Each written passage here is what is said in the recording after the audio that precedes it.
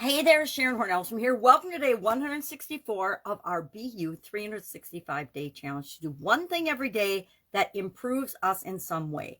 This month, the month of June, this segment, we are focusing on the relationship area and aspect of our life. There's a life framework that I've used for over 4 decades, learned it originally from Tony Robbins, I believe, and it had 7 different areas and aspects of our life: physical, mental, emotional, spiritual, financial, relationships, contribution, and finances. Did I say finances? Finances. That's a 7. And then last year, in 2021, I joined a coaching program for a year and learned about confidence and communication. And since I think those are foundational things, I've kept them and I added them to my goals and my personal framework, and I kept them in my framework again this year, and I'm kind of testing out and seeing if I want to continue to focus on them as separate goal areas and improvement areas, or if next year I'll have gotten to where I want to get, which I doubt, and I'll take them out of the framework. So right now I use a 9-part life framework for my every area and aspect of my life, right? Because they all are interrelated. We're talking about relationships this month, and today's topic is, according to my calendar, honesty. And so I started thinking about honesty in relationships. Now, I'm divorced, so obviously there wasn't a whole lot of honesty going on in my primary personal relationship. To me, honesty is foundational. It's foundational for building trust, and we need trust in our relationships if a relationship is going to thrive and last the long haul. Now, there's all different types of relationships. We've talked about that, and some more important than others. But I believe there has to be an element of trust and trustworthiness for relationships in any area or aspect of our life to survive and thrive. So we're going to talk about 20 key traits of an honest person. I'm going to just read my list with my magnifying glass because it's a really good list. And I'm going to share 5 ways that you can build trust and honesty into your relationship or into any relationship that you want. Now, and I'm actually going to add a bonus one, but it's up to you.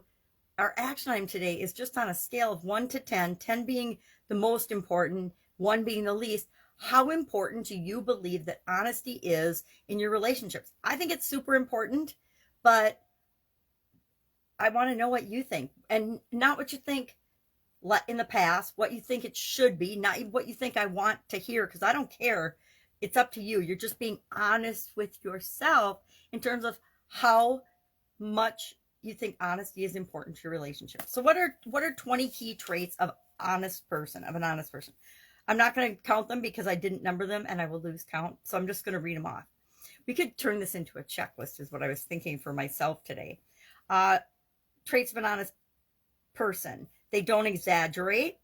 They have empathy for others. They don't gossip or talk behind people's backs. Their words and their actions match. They know how to keep promises. They are accountable for themselves. They're transparent. They don't like making excuses. They aren't easily angered. They don't hold grudges. They're truthful even when they don't want to be. They have integrity. They're honest with themselves. They can admit when they're wrong. They are trusting in their relationships. They aren't afraid of what others think of them. They understand mistakes happen and learn from them. They tell the truth even when it's difficult.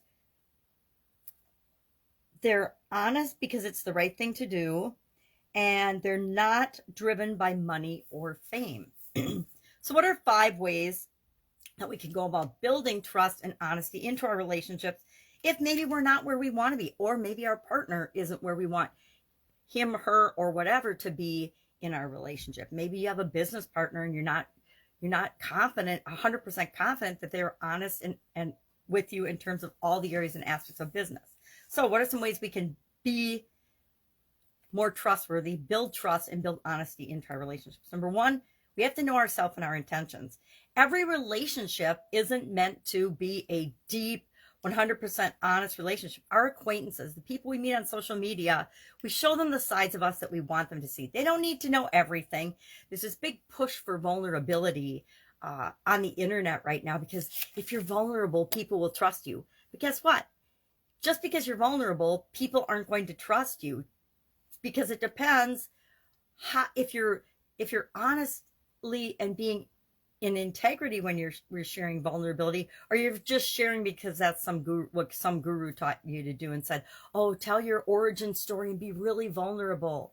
I know a super successful online guru who made up an origin story, like just created it, fabricated it, because it's what he wanted his, yes, it was a he, what he wanted his perfect ideal customer and audience to hear and know. So there's like zero truth to that origin story, yet hundreds of thousands of people believe it.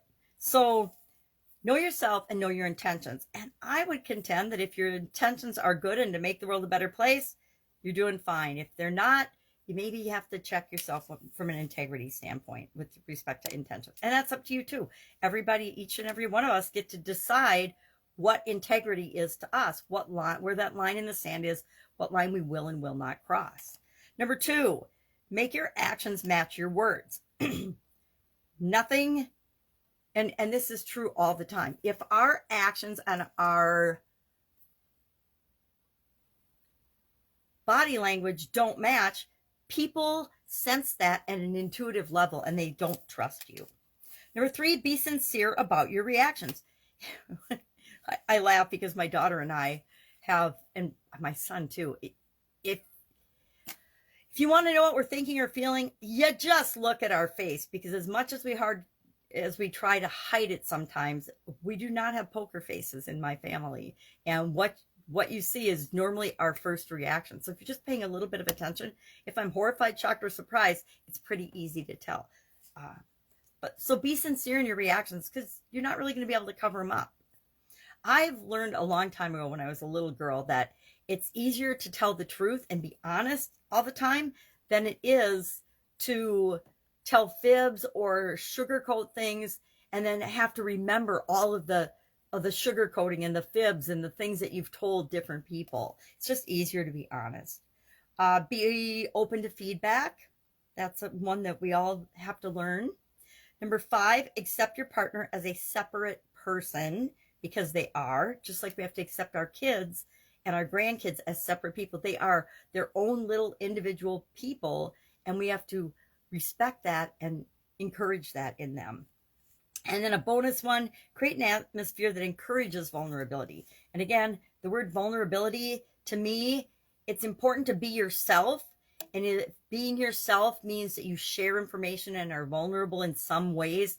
Go ahead and do that. But if it's not natural for you to do that, and if it feels wrong for you to do that, guess what? Then it's not right for you. So, and that doesn't mean just uncomfortable, right? Sometimes we feel uncomfortable, but we know also that it's the right thing that we share that. Other times we feel uncomfortable and we're like, yeah, I feel uncomfortable because this is not a strategy that I feel comfortable with. This is not a thing I think is the right thing to do when I'm growing and building my business or when I'm interacting with other people and building relationships. So what's our action item today? Scale of 1 to 10.